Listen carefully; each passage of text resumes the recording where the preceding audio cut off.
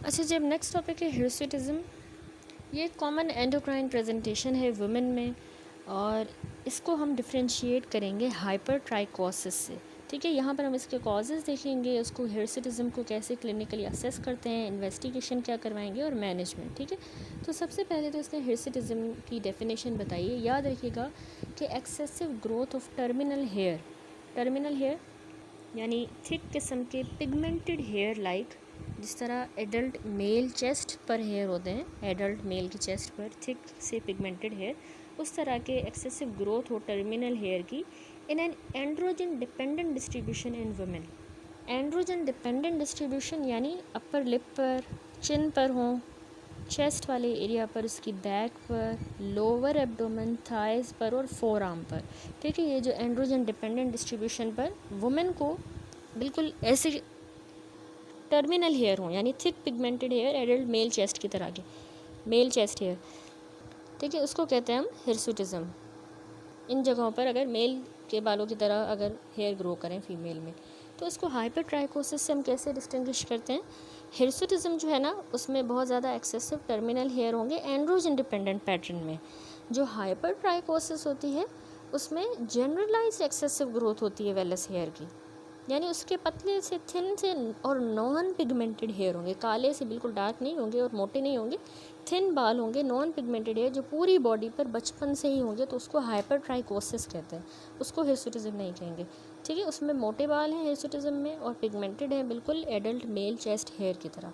अब वजह क्या है, क्यों ये होता है? अंडरलाइंग कॉज एंड्रोजन एक्सेस है, बहुत ज़्यादा एंड्रोजन होना, एंड्रोजन के ज़्यादा होने की वजह से जो है ये हिर्सुटिज्म होता है। ठीक है, आगे इसने कहा वायरलाइजेशन इज़ फ्रंटल बैल्डिंग मस्कुलैरिटी, यानी आगे से फ्रंटल बैल्डिंग होगी, आगे जो सर के सामने वाले बाल होते हैं वो ख़त्म हो जाएंगे, फ्रंटल बैल्डिंग, गंजपन हो जाना, मस्कुलैरिटी होगी, क्लाइट्रोमेगैली क्लाइटोरस इनलार्ज और डीपनिंग ऑफ वॉइस भी होगा फीमेल को। ठीक है, और ये सब क्यों हो रहा है? बहुत ज़्यादा प्रोनाउंस्ड एक्सेस ऑफ एंड्रोजन की वजह से, या तो उसको कोई ऐसा एंड्रोजन सिक्रेटिंग ट्यूमर है जो एंड्रोजन ज़्यादा बना रहा है, तो ये वायरलाइजेशन वाले फीचर्स होंगे और हिर्सुटिज्म होगा। ठीक है, वैसे वजह यही है एंड्रोजन का बहुत ज़्यादा हो जाना एक्सेस में। ठीक है, अब ये टेबल है जिसमें सारे कॉजेज़ हैं हिर्सुटिज्म के।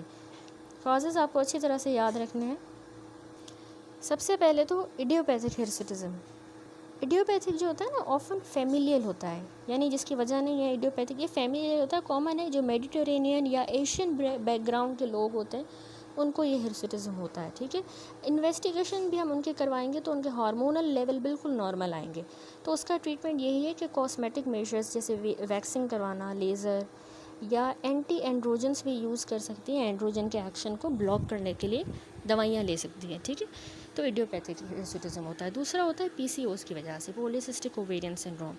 ऐसी फीमेल्स में अगर पीसीओएस की वजह से अगर हिर्सुटिज्म है तो उनमें आपको क्या फीचर्स मिलेंगे? थोड़ी सी ओबीस होंगी, उनको ओलिगोमेनोरिया होगा, यानी इनफ्रीक्वेंट पीरियड्स होंगे, और या फिर उनको सेकेंडरी एमेनोरिया होगा, बिल्कुल पहले पीरियड्स आते थे, अभी एब्सेंस ऑफ पीरियड्स हुए हैं। ठीक है, सेकेंडरी एमेनोरिया, इनफर्टिलिटी होगी, तो ये पीसीओएस को इंडिकेट करता है। ठीक है, ओबेसिटी है, पीरियड्स का इशू है और इनफर्टिलिटी। तो इन्वेस्टिगेशन पे इनमें हमें फाइंडिंग क्या मिलेंगी? एलएच और एफएसएच का ratio more than 2.5:1। Minor elevation test androgen की, एंड्रोजन थोड़े से बड़े हुए होंगे, ज़्यादा होंगे, यानी टेस्टोस्टेरोन का लेवल उनमें 2 to 5 नैनोमोल पर लीटर, और उनको माइल्ड हाइपर प्रोलैक्टिनीमिया भी हो सकता है, प्रोलैक्टिन थोड़ा सा माइल्ड बढ़ा हुआ होगा, एंड्रोजन भी थोड़े बड़े हुए हैं और एलएच एफएसएच रेशियो भी बढ़ा हुआ है, मोर देन 2.5:1। तो ऐसे केस में पीसीओएस का ट्रीटमेंट यही है कि हमने उनका वेट लॉस करवाना है। आगे डिटेल में हम देखेंगे पीसीओएस, वेट लॉस और कॉस्मेटिक मेजर्स, एंटी एंड्रोजन भी दे सकते हैं, मेटफॉर्मिन और ग्लीटाजोन्स भी यूज़फुल हैं अगर उनको वो इंसुलिन सेंसिटाइजिंग ड्रग्स ये हैं जो हम मेटफॉर्मिन और ग्लीटाजोन भी दे सकते हैं पीसीओएस में। ठीक है, तीसरी वजह है हिर्सुटिज्म की कंजेनिटल एड्रीनल हाइपरप्लेजिया। 95% में 21 हाइड्रोक्सीलेज की डेफिशिएंसी होती है। ठीक है, इसको कहते हैं कंजेनिटल एड्रीनल हाइपरप्लेजिया।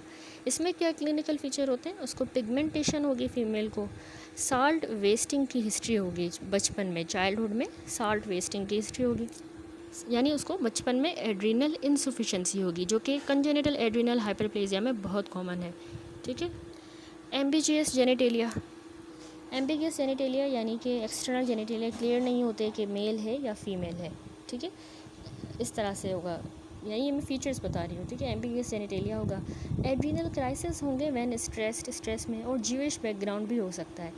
तो ये कंजेनिटल एड्रीनल हाइपरप्लेजिया में ये फीचर्स होंगे, तो उसको हिर्सुटिज्म, एक ये भी वजह है हिर्सुटिज्म की। ठीक है, इसमें इन्वेस्टिगेशन जब हम करवाएंगे ना, तो एंड्रोजन के हमें लेवल ज़्यादा मिलेंगे जो कि डेक्सामेथासोन को सप्रेस करेंगे, यानी डेक्सामेथासोन से वो सप्रेस हो जाएंगे।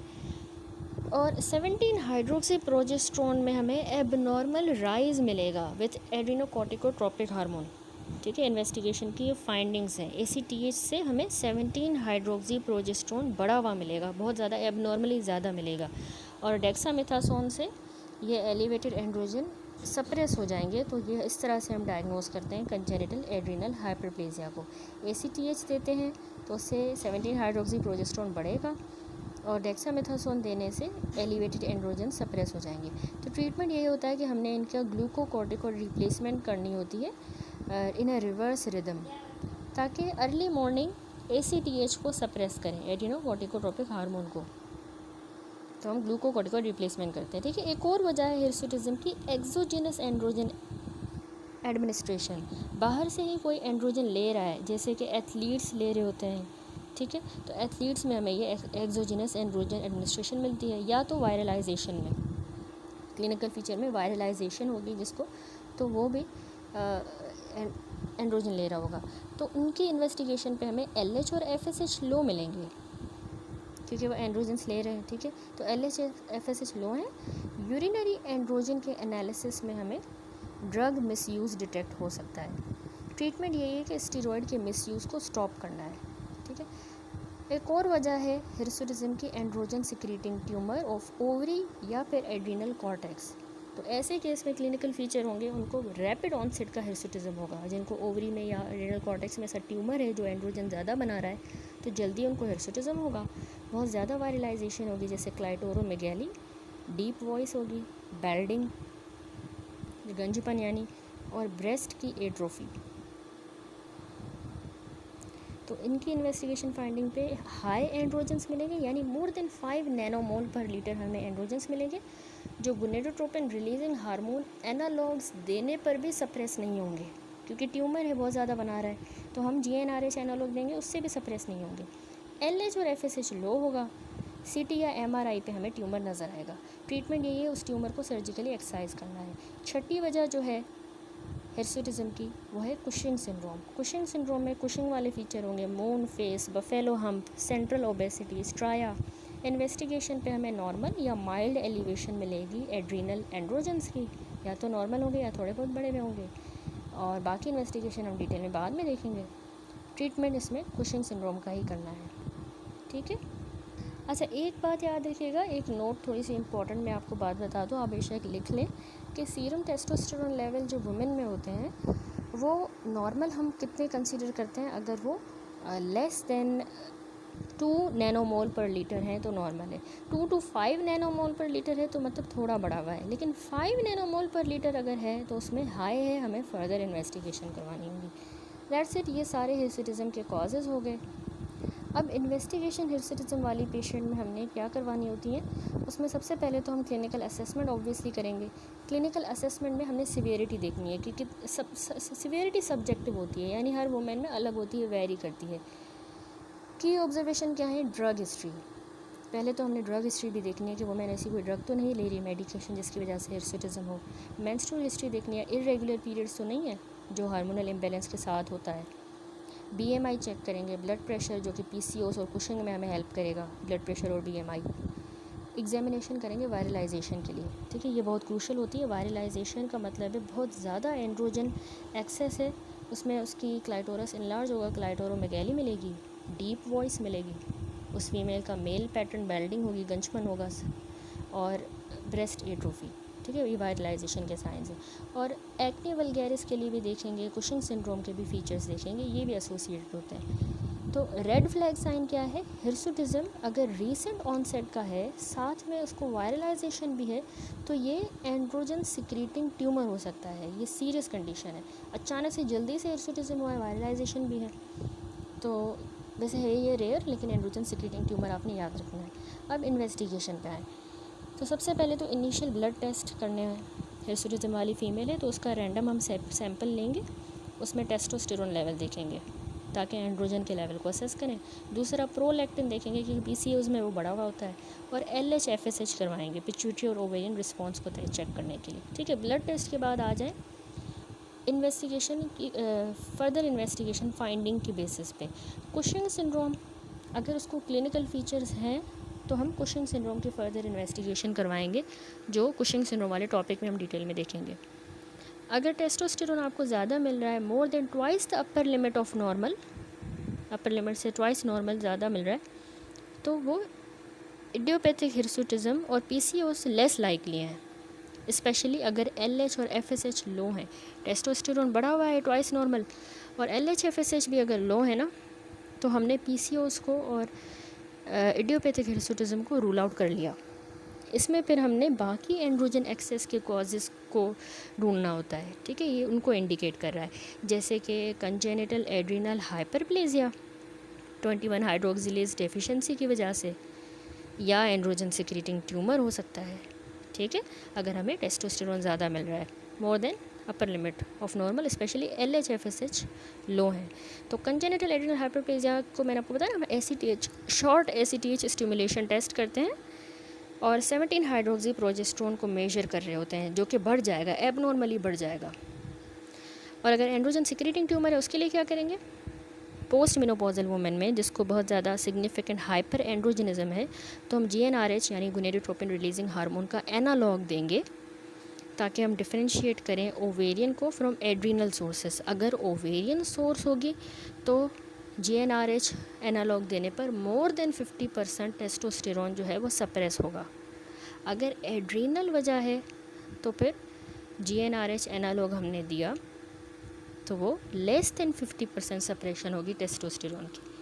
तो ये ऑब्वियसली ओवेरियन है तो वो ज़्यादा सप्रेस होगा ना, मोर देन 50%, क्योंकि जीएनआरएच का एनालॉग हम दे रहे हैं, वो जाके ओवरीज को अफेक्ट करेगा, स्टिमुलेट करेगा, तो उसमें ज़्यादा सप्रेशन मिलेगी। एक बार अगर हमें सोर्स पता चल जाती है कि ये ट्यूमर ओवरी का है या एड्रीनल का है, तो फिर हम सीटी या एमआरआई करेंगे एड्रीनल ओवरी के और उस ट्यूमर को लोकेट करेंगे, सर्जिकली रिसेक्ट करेंगे। ठीक है, मैनेजमेंट यही है, जो कॉज है उसके बेसिस पे मैंने आपको एक्सप्लेन किया। That's it.